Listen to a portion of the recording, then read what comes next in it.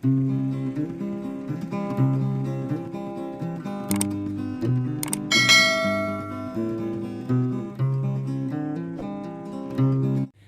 apa kabar? Salam jumpa lagi, semoga Anda sehat dan oke selalu.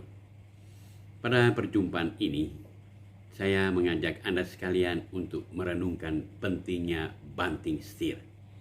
Banting setir dari keadaan hidup yang tidak baik menuju keadaan hidup yang lebih baik. Kita sadari bahwa hampir setiap hari kita senantiasa dihadapkan dengan pilihan-pilihan. Kita bisa memilih hal-hal yang baik, tapi juga bisa memilih hal-hal yang kurang baik. Kita bisa memiliki hal yang benar, tapi juga bisa memilih hal yang salah. Kemampuan kita di dalam memilih itu menentukan seperti apa warna hidup kita. Kalau kita memilih hal-hal yang tidak baik, kita juga bisa merasakan efeknya seperti apa. Tapi kalau kita memilih hal-hal yang baik, kita bisa merasakan efeknya juga seperti apa. Karena itu kemampuan kita untuk memilih itu sangat menentukan realitas dan kondisi batin kita. Apakah kita akan bahagia? Apakah kita tidak akan bahagia? Itu ditentukan oleh kemampuan kita di dalam memilih secara tepat. Dalam salah satu buku, Crossing the Wave of Faith, yang saya tulis beberapa tahun yang lalu, saya menulis dengan judul Etika Zero to Hero.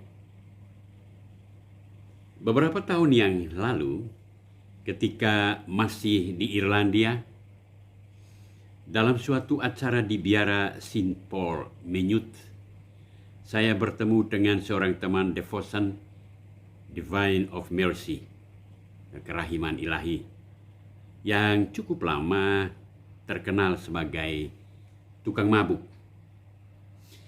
Katanya, setiap pagi setelah sarapan, sebagai pengganti teh, ia teguh whisky. Setelah itu baru ia ke tempat kerja.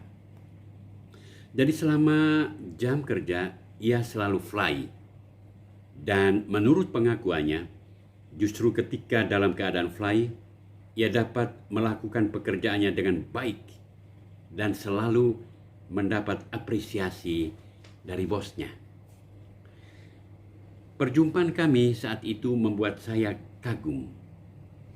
Tanpa saya tanya tentang kebiasaan minum, ia spontan mengatakan, "Father Fritz, sekarang saya sudah stop minum. Saat ini saya merasa lebih fresh dan lebih sehat. Baru sekarang saya sadari bahwa ternyata menjadi pemabuk itu merusakkan citra dan martabat pribadi secara keji dan sungguh memalukan. Ketika mabuk, kita menjadi seperti orang yang tidak punya pikiran dan perasaan. Kita selalu menelanjangi diri di depan umum tanpa merasa malu. Kita bicara tanpa kontrol, sehingga orang lain sama sekali tidak menghargai kita. Father Fritz, saya sangat berterima kasih kepada Tuhan karena saya bisa berubah." Mendengar pengakuannya, saya hanya senyum sambil memberi apresiasi atas kemampuannya banting setir dari yang tidak menghargai diri menjadi menghargai diri dan berani katakan tidak kepada whisky. Ini yang namanya zero to hero, yaitu perubahan yang dibarengi dengan peningkatan seperti berubah dari yang buruk menjadi baik, dari malas menjadi rajin, dari culas menjadi jujur, dari selingkuh menjadi setia, dan dari pemarah menjadi peramah. Tindakan dari zero to hero hanya mungkin kalau ada rasa tobat, sesal, dan rasa malu. Tanpa rasa tobat, sesal, dan rasa malu, orang akan tetap mengendap dalam kubangan zero. daya juangnya lenyap, sehingga citra dan martabatnya akan perlahan hancur. Lalu ia akan menjadi pribadi yang kehilangan orientasi hidup. Baginya hidup hanya merupakan isapan permen manis yang nikmat sesaat, tetapi derita dan beban hidupnya tetap menindih dirinya.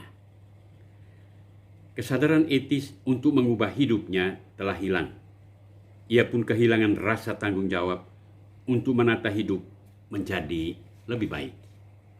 Jadi, ternyata etika Zero to Hero sungguh penting agar kita dapat mengalami kemajuan dalam perjuangan hidup kita. Benar sekali bahwa memang kalau kita mau supaya berubah dalam hidup,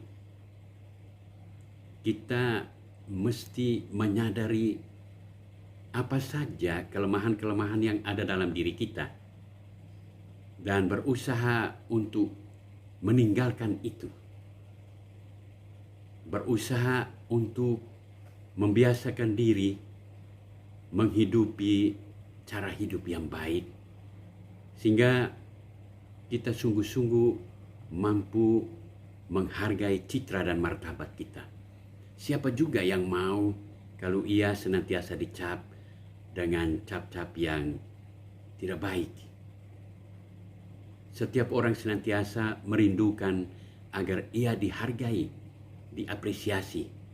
Karena itu, mengapresiasi diri sendiri adalah syarat mutlak untuk bisa menikmati hidup yang membahagiakan, hidup yang menyenangkan. Selamat, semoga Anda sukses.